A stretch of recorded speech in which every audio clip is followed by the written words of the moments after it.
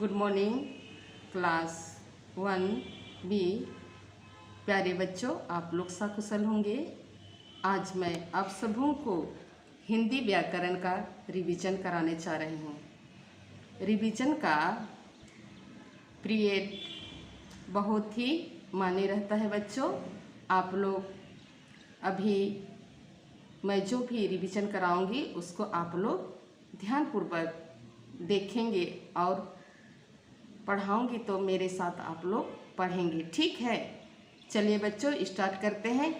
सब कोई अपना हिंदी व्याकरण बुक लेंगे और खोलेंगे पेज नंबर 1, अध्याय 1, भाषा लैंग्वेज।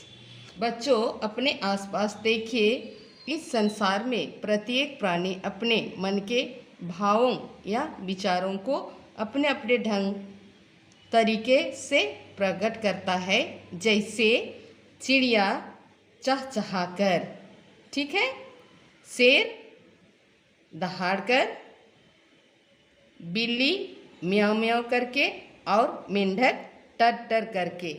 बच्चों, पशु पक्षी केवल अपनी ध्वनि आवाज़ के माध्यम से ही अपने मन के भावों या विचारों को प्रकट कर सकते हैं।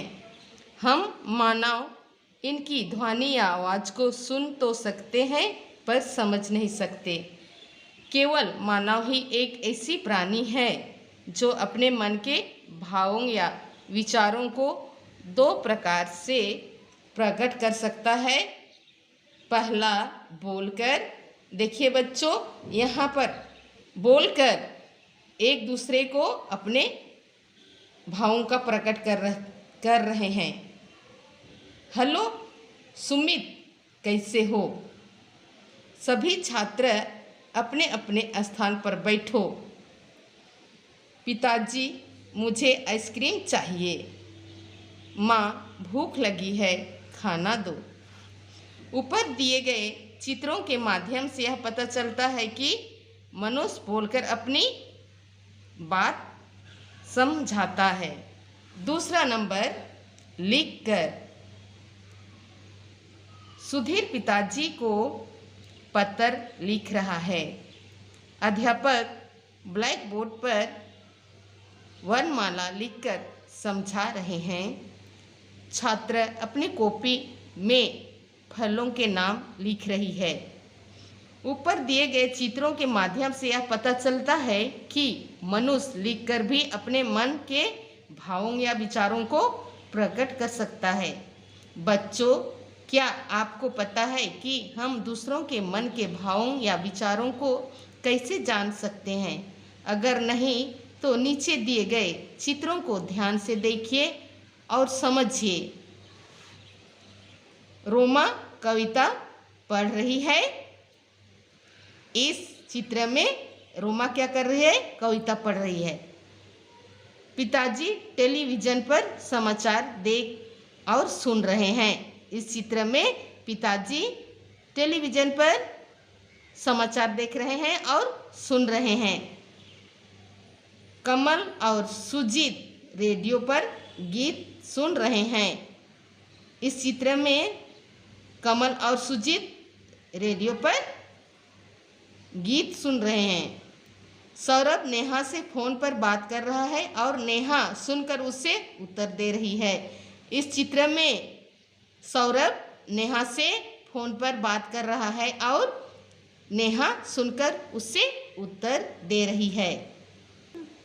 अब आप समझ गए होंगे कि हम सुनकर और पढ़कर दूसरों के मन के भावों या विचारों को समझ सकते हैं। इस प्रकार बोलना, लिखना, सुनना और पढ़ना भावों या विचारों को बताने और जानने के साधन हैं।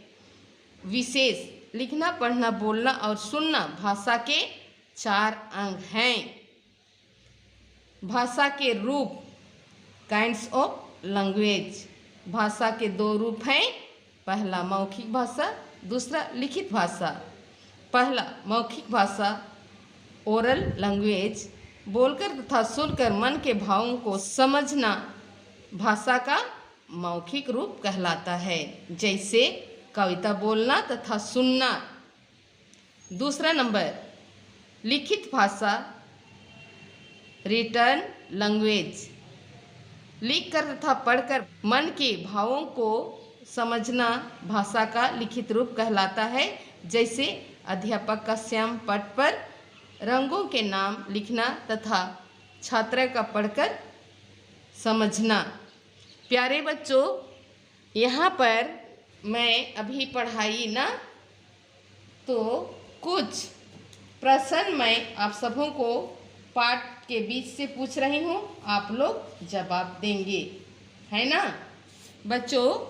इस पाठ में मैं आप सबों को चुनकर लिखने के लिए कुछ प्रश्न बोल रही हूँ, आप लोग मुझे बताएंगे, ठीक है। का नंबर भाषा के रूप हैं। मान लिया इसमें मैं लिख रही हूँ आ नंबर 2, बा नंबर 3, सा नंबर 4। तो आप लोग क्या लिखेंगे बच्चों? भाषा के रूप हैं, क्या लिखेंगे? 2। बहुत अच्छा, 2 ना, 2 लिखेंगे।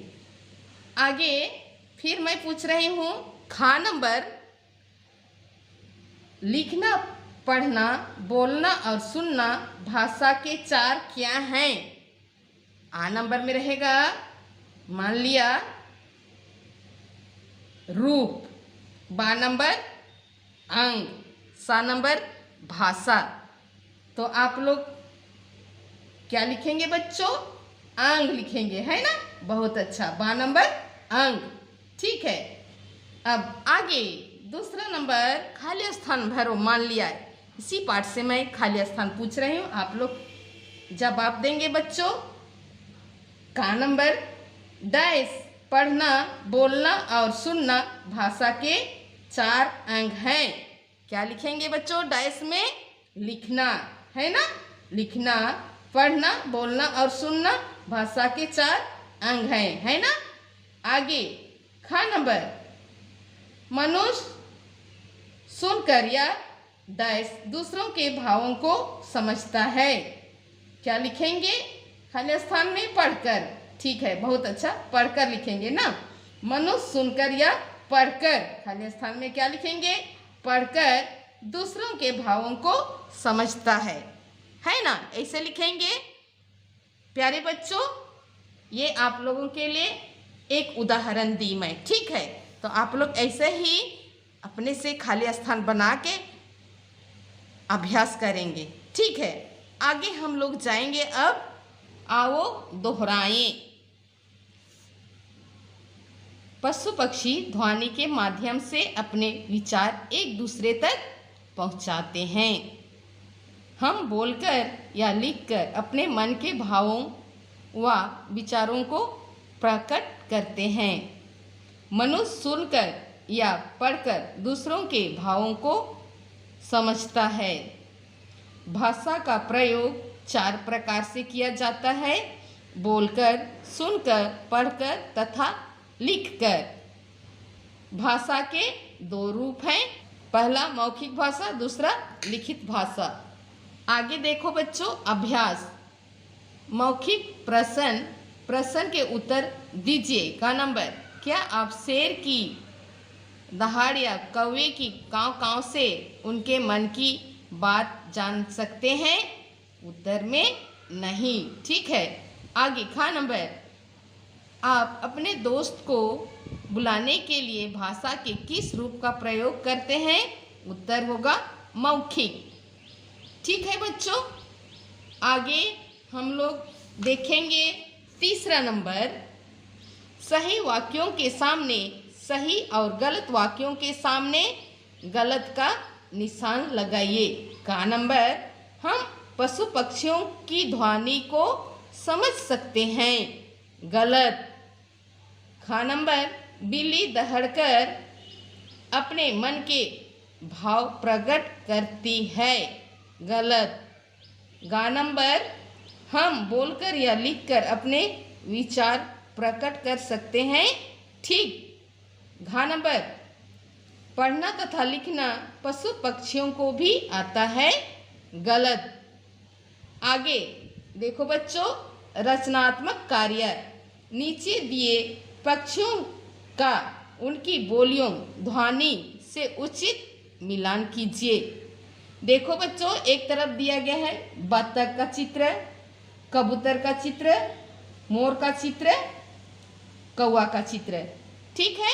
और दूसरी तरफ उसकी बोली या ध्वनि को लिखा गया है काव काव, क्वैक क्वैक,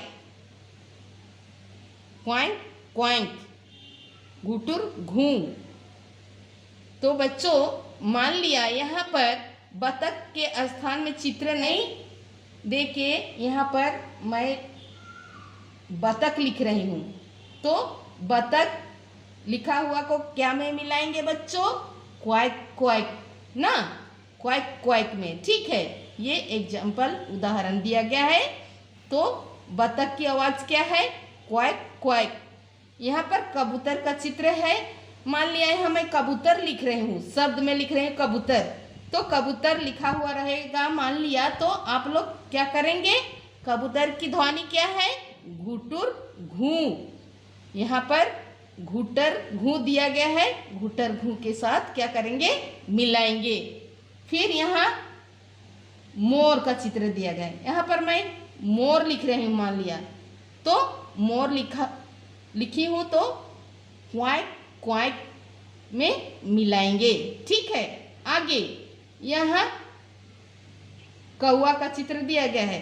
मान लिया मैं यहाँ कौवे के चित्र के स्थान में मैं कौवा लिख रही हूँ, तो कौवा को किससे मिलाओगे बच्चों? कौवा लिखा हुआ को किससे मिलाओगे?